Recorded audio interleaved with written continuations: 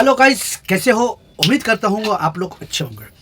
देखिए, अभी नीट का पेपर, सीबीएसई का पेपर को लेके बहुत जोर चर्चा चल रहा, मगर हमारे भाई लोग कुर्बानी, गोरू, बकरी पे पड़े हुए हैं। पढ़ना भी चाहिए, सबका अपना अपना सोर्स है, सबका अपना अपना थिंकिंग है, सब अपना जगह में ठीक है। गलत तो सिर्फ हम लोग हैं, क्योंकि हम लोग का नाम खराब है, ठीक है। तो देखिए, नीचे में एक बंदा का फोटो है जिनका नाम प्यार से हम लोग लेते अभिसार शर्मा।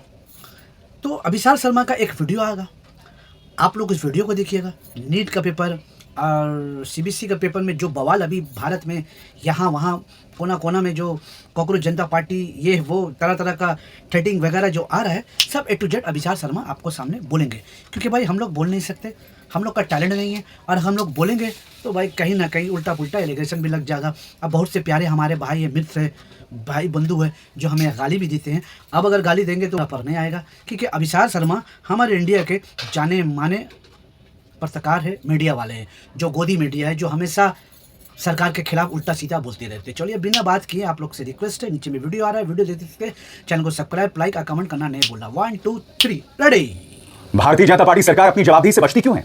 अगर शिक्षा मंत्री धर्मेंद्र प्रधान इस बात को स्वीकार कर रहे हैं कि जो नीट का पर्चा लीक हुआ है और सीबीएसई के री इवैल्यूएशन में जो धांधली आ रही है, अगर इसके लिए वो अपनी नैतिक जिम्मेदारी ले रहे हैं, और अगर राहुल गांधी ये कह रहे हैं कि उन्हें अपने पद से इस्तीफा देना चाहिए, तो सरकार के मंत्री राहुल गांधी पर हमलावर क्यों हैं? सीधी सी बात, शिक्षा मंत्री की जवाबदेही कब तय की जाएगी? और उससे भी बड़ी बात, इस सरकार के पास हर मुद्दे, हर मसले का जवाब भारतीय सेना और इंडियन एयरफोर्स क्यों है? मैं मजाक नहीं कर रहा हूं दोस्तों। अब खबर यह आ रही है कि इंडियन एयरफोर्स नीट के जो पेपर्स हैं उसे ट्रांसपोर्ट करेगी। खबर क्या है, गौर फरमाइए। आपके स्क्रीन पर खबर है कि आज रक्षा मंत्री राजनाथ सिंह, शिक्षा मंत्री धर्मेंद्र प्रधान और संचार मंत्री ज्योतिरादित्य सिंधिया के बीच हुई एक हाई लेवल बैठक में नीट पेपर लीक को रोकने के उपायों पर चर्चा की गई। बेहतर सुरक्षा के लिए क्वेश्चन पेपर्स को लाने ले जाने में भारतीय वायुसेना को शामिल करने का एक प्रस्ताव रखा गया है। यानी कि देश पर हमला होता है, इंडियन आर्मी, कोई पुल टूट जाता है, इंडियन आर्मी, पेपर लीक हो जाता है, इंडियन फोर्सेस। दोस्तों, यह प्रमाणित करता है कि हमारी व्यवस्था किस तरह से चरमरा गई है, और ऐसे में नेता विपक्ष सिर्फ जवाबदेही तो मांग रहे हैं। सबसे बड़ी बात दोस्तों, यह सरकार जवाबदेही से पूरी तरह से डरती है। राहुल गांधी पर किस कदर हमलावर है ये नेता। और सबसे बड़ी बात, अपनी जिम्मेदारी को स्वीकार करने के बजाय एक टूल किट शुरू हो गया है जिसमें तमाम स्कूल्स को शामिल किया जा रहा है। वो क्या है, कुछ देर बाद। मगर एक और खबर जो लद्दाख से आ रही है ना, उसे सुनने के बाद अपना सिर पीट लेंगे। इन तस्वीरों को देखिए, यहां पर आप देख रहे हैं लद्दाख के जो एलजी हैं सक्सेना साहब, वो मुलाकात कर रहे हैं गीतांजलि, जो कि सोनम वांगचुक की पत्नी है, और सोनम वांगचुक के साथ। इस मुलाकात में एलजी साहब ने सोनम वांगचुक से कहा कि आप कॉकरोच जनता पार्टी को समर्थन ना दें, क्योंकि इसके अधिकतर समर्थक और सदस्य पाकिस्तान से हैं। सबसे बड़ी बात, यह खबर सरासर झूठी है। कॉकरोच जनता पार्टी के जो संस्थापक हैं अभिजीत दिप्के, वो सामने आ चुके हैं। उन्होंने बाकायदा अपने इंस्टाग्राम का जो एंगेजमेंट है उससे पेश किया, और उसमें प्रमाणित हुआ था कि 94% 94% भारत से हैं। सोनम वांगचुक को यह नसीहत एलजी साहब दे रहे थे। सबसे बड़ी बात, सोनम वांगचुक से जब यह मुलाकात हुई थी, एलजी साहब का यह बयान मीडिया को जारी कर दिया गया। एक दिन तक सोनम वांगचुक खामोश रहे, मगर जब यह मामला बढ़ने लगा तो सोनम वांगचुक सामने आए हैं। उन्होंने कहा है कि मैं कॉकरोच जनता पार्टी को अपना पूरा समर्थन देता हूं, क्योंकि उनके संस्थापक कह चुके हैं कि 94% भारत से हैं।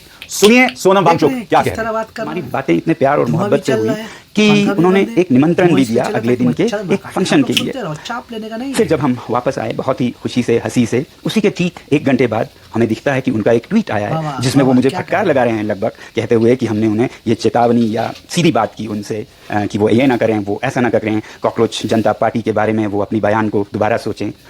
तब तो मैंने ये सोचा कि शायद एलजी साहब को दिल्ली में बैठे किसी आका को, बॉस को खुश करना था, और उन्होंने अपना ये ट्वीट कर दिया और उससे वो खुश हो गए होंगे। इस बात पर रिएक्ट करके, प्रतिक्रिया करके मैं इसे और हवा क्यों दूं, और मैं आराम से सो गया।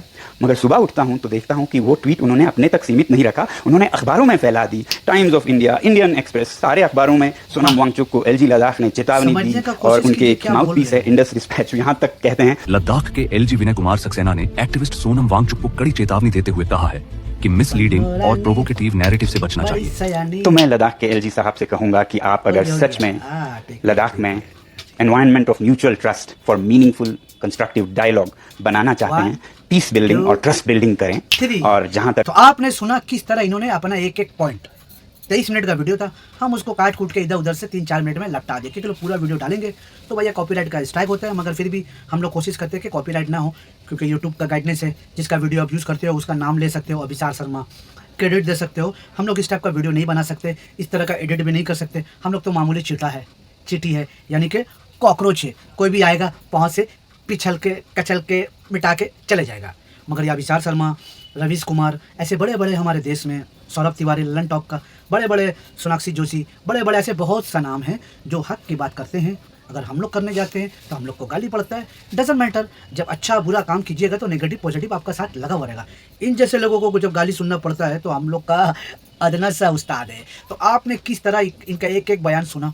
अब आपको क्या लगता है कि जो अभी सब जगह जो बुलडोजर वगैरह चल रहा है, इस तरह का जो सिस्टम चल रहा है, क्या लगता है आप लोगों को? कॉकरोच जनता पार्टी के लेके इस तरह का बयान आ जा रहा है। आखिर ऐसा डर क्यों पैदा हो रहा है भैया? जो कॉकरोच जनता पार्टी से सब डर रहा है, तो ये कर दो वो कर दो, लटपट अग्निपथ, समझ में नहीं आ रहा। अगर आप लोग को कुछ समझ में आ रहा है तो भैया बताइए। हमारे तो समझ का बाहर है। कहीं के लिए हम लोग आई में कार ड्राइवर, हम लोग गाड़ी चलाते हैं गुरु। 15 से 18 19 20 हज़ार सैलरी है, बहुत टेंशन है, सब कुछ है, मगर टाइम मिलने के बाद थोड़ा सा वीडियो में आ जाते ज्ञान देने के लिए और दूसरा का ज्ञान लेने के लिए। कुछ लोग हैं गाली भी देते हैं, उल्टा सीधा बहुत कुछ बोलते हैं और उनका बोलना जायज़ है। अगर वो नेगेटिव कमेंट नहीं करेंगे तो मज़ा कहाँ से आगा गुरु? देश के आज़ादी में कितने लोग शहीद हुए हैं आपको तो पता है। भगत सिंह को देख लीजिए हमारे, वो तो सलूट है बॉस। उनका जैसा शहीद तो हमारे देश में कभी होगा नहीं। जो 23-24 साल की उम्र में अंग्रेज लोग उनको फांसी दे दी, उनके साथ 4 दोस्त को दे दिए। नेताजी सुभाष चंद्र को बोस को देख लीजिए, कभी वो लोग ने बड़े बड़े हमारे फ्रीडम फाइटर आए, कभी उन लोगों ने हिंदू मुस्लिम का राजनीति नहीं किया है तो कोई एक वीडियो दिखा दो। कभी उन लोगों ने कि राम का नाम पे राजनीति नहीं किया, अगर है तो हमको दिखा दो भैया। भगवान राम जी भाई, देश संविधान से चलता है। एक एक चीज़ सर पे लिखा हुआ। बाबा साहब अम्बेडकर जो हमारे देश के संविधान लिखने वाले, वो लोग संविधान में एक एक चीज़ पानी की तरह लिख दिया है। मगर हम लोग खतरा में है, कोई हिंदू खतरा में है, कोई मुसलमान खतरा में है, कोई ये खाओ कोई वो खाओ। मगर जब इस तरह हमारे देश में बड़ा कांड हो जाता है, मैंने सुबह में भी वीडियो डाला था, देखे होंगे आप, कल जो डाला था देखे होंगे। विधान को पाकिस्तानी बोला दिया जा रहा है। CBSE नीट का पेपर में इतना बड़ा घोटाला हो रहा है, कोई नहीं आते। मगर बकरी को लेके, बकरीद को लेके, नमाज को लेके सब हमारे भाई लोग रास्ता में आ जाते हैं और आना भी चाहिए, क्योंकि बकरा से ये लोग खतरा में है। नीट का पेपर लीक होता है, CBSE का एग्ज़ाम विधान को पाकिस्तान बोला जाता है, ये लोग खतरा में नहीं है। सलूट इन जैसे इंसान का सोच को ऊपर। तो ज़्यादा कुछ नहीं बोलेंगे, आप लोग समझदार हैं। इस वीडियो के साथ क्या करना नहीं करना तब तक के लिए भैया जय हिंद जय भीम।